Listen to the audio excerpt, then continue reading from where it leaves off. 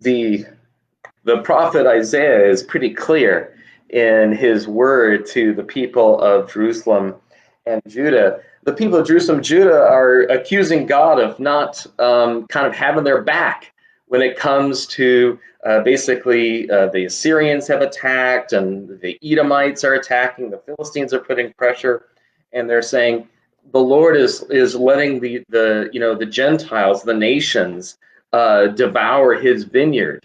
Come on, God, do your thing, help your people. And through the prophet Isaiah, the word of the Lord comes to Jerusalem, and Judah says, no, the ones who've been devouring the vineyard have been you all. And the way you've been doing it is by oppressing the poor. And that ultimately the degree to which the innocent and the poor, the widows and the orphans are protected in your culture, that's the degree to which, in a sense, you can expect my protection, says the Lord. He says, it is you who have devoured the vineyard. The spoil of the poor is in your houses.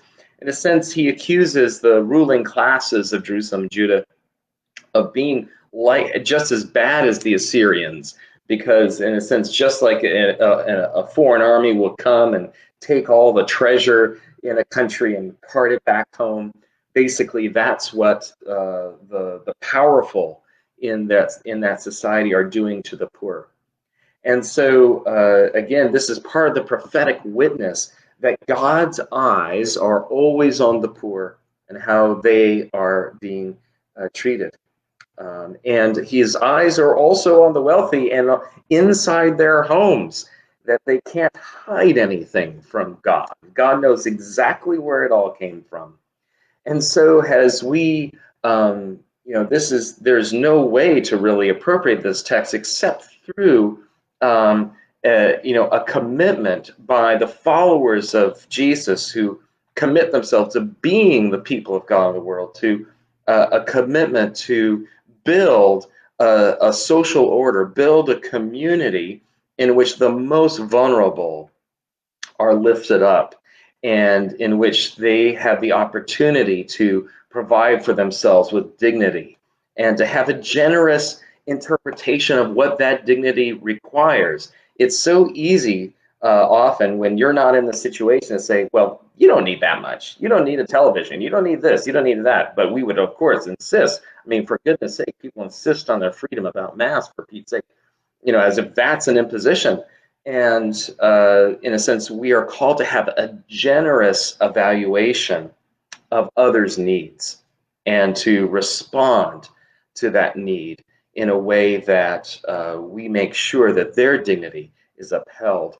And because, in a sense, the dignity of the community as a whole is reflected in the level of dignity and respect accorded to the least powerful and the weakest in it. A reading from the prophet Isaiah. For Jerusalem has stumbled and Judah has fallen, because their speech and their deeds are against the Lord, defying his glorious presence. The look on their faces bears witness against them. They proclaim their sin like Sodom. They do not hide it. Woe to them, for they have brought evil on themselves. Tell the innocent how fortunate they are, for they shall eat the fruit of their labors. Woe to the guilty, how unfortunate they are, for what their hands have done shall be done to them. My people, children are their oppressors, and women rule over them. O my people, your leaders mislead you, and confuse the course of your paths. The Lord rises to argue his case. He stands to judge the peoples. The Lord enters into judgment with the elders and princes of his people. It is you who have devoured the vineyard.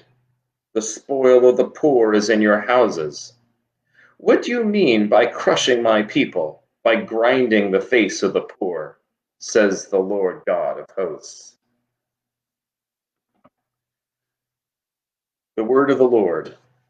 Thanks be to God.